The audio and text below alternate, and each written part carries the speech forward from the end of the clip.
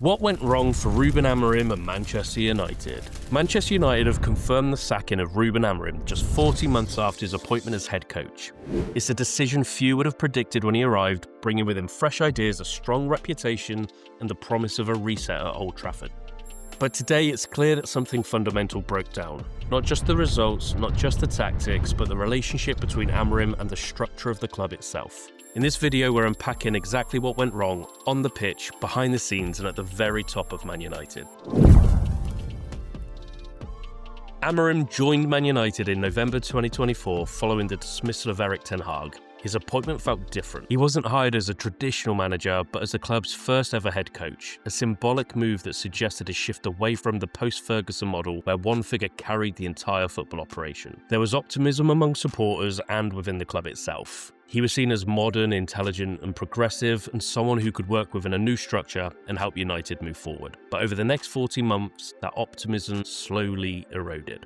First, the most obvious factor, the results. United's performance under Amorim was inconsistent at best. In his first full season, the club finished 15th in the league, the lowest league finish in the modern era of Manchester United. That alone placed enormous pressure on the project. The season showed some improvement on paper, with United sitting 6th at the time of his departure, but the underlying numbers told a less encouraging story. The win ratio was low, the points average lagged behind rivals, and too many matches followed the same pattern. Brief spells of control followed by lapses in structure and lapses in confidence. Big games slipped away, draws piled up, and belief never truly took hold. On the pitch, Amorim's tactical ideas were clear and unapologetic. His preferred system demanded discipline, positional understanding and patience. But in the Premier League, those margins are unforgiving. Too often they looked disjointed. Players appeared unsure of their roles across different phases of play. And when games turned against them, solutions were slow to arrive. Critics began to point not just to the system itself, but to Amorim's reluctance to adjust it. He believed deeply in his methods, so deeply that flexibility became resistance. Matches where United dropped points from winning positions only amplified this perception, especially when changes came late or not at all.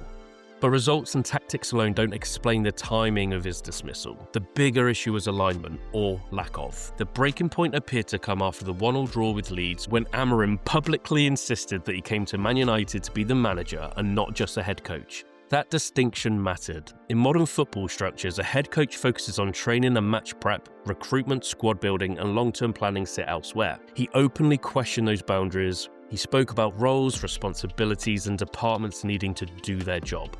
To many inside the club, this isn't just honesty, but a public challenge to the structure that United were trying to build. Transfers became another fault line. United did invest, there were arrivals designed to reshape the squad and fit his ideas, but not all signings delivered consistently, and Amorim reportedly felt the squad still lacked balance for his system.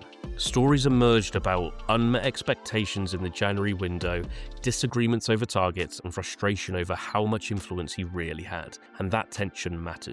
Because once a manager believes he's being asked to deliver results without the tools he wants, trust erodes quickly. What makes Amorim's sacking more striking is that the final weeks weren't catastrophic. United lost just one of their last 8 matches and were stabilising in the table.